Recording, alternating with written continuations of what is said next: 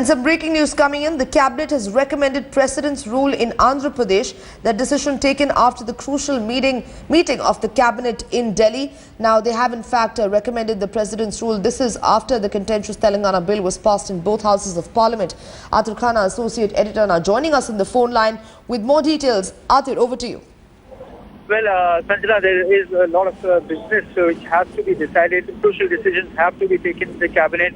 But one of the most important decisions, which the cabinet was confronted with, was the enforcement of President's rule in Andhra Pradesh. And our sources are now telling us that that decision has been taken along with other three decisions. But then it seems that the cabinet will be happening. A cabinet meeting will last for a little while because there is a lot of business on which the Council of Ministers have to take decisions. Well, Athir, so if now that they have recommended this, and if it is approved, how long do we see the President's rule in the state? Give us a fair timeline of the events that may take place now. Well, clearly now this decision in principle has been taken, so it won't be long before before the President's rule is implemented. But we know that there is also the provision of the governor being there. Which be a common governor for both Telangana and the Andhra region. So that is already that decision has been taken in place. It seems by April things would be clearer. But now that decision has been taken, it won't be long before President's rule is imposed in Andhra Pradesh. Right, Athir, stay with us. We also have our editor South T.S. Sudhir joining us on the phone line.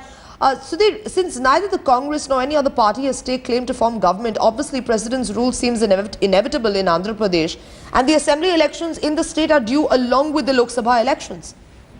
That's right. In fact, the Congress leaders from both Telangana and Seemandhra were putting pressure on the Congress leadership to let them have a chief minister because they felt having their own government would actually pay dividends in the elections to both the Lok Sabha and the assembly elections. But given the fact that there were too many contenders vying for the post of chief minister, of the last chief minister of Andhra Pradesh, the Congress leadership thought that imposing President's rule would be a better option at the moment. So this is only the second time in Andhra Pradesh, in fact after a gap of over 41 years, that President's rule is being imposed in Andhra Pradesh. Of course, both the Assembly and Lok Sabha elections are going to be held together in April, May this year, and that is going to be extremely important because on one hand, there are many different alliances being worked out. The Congress is trying to work out some kind of an alliance with the Telangana Rashtra Samiti, which is driving a hard bargain. And in fact, some back channel talks are also on between the TRS and the BJP leadership. Meanwhile, also the Telugu Desam is looking at reviving some kind of relationship with the BJP in both Telangana and Seemandhra. So in this very confusing state, probably President's rule would be the best option, while the Congress looks at in somehow salvaging its position both in Telangana as well as the Seemandhra region.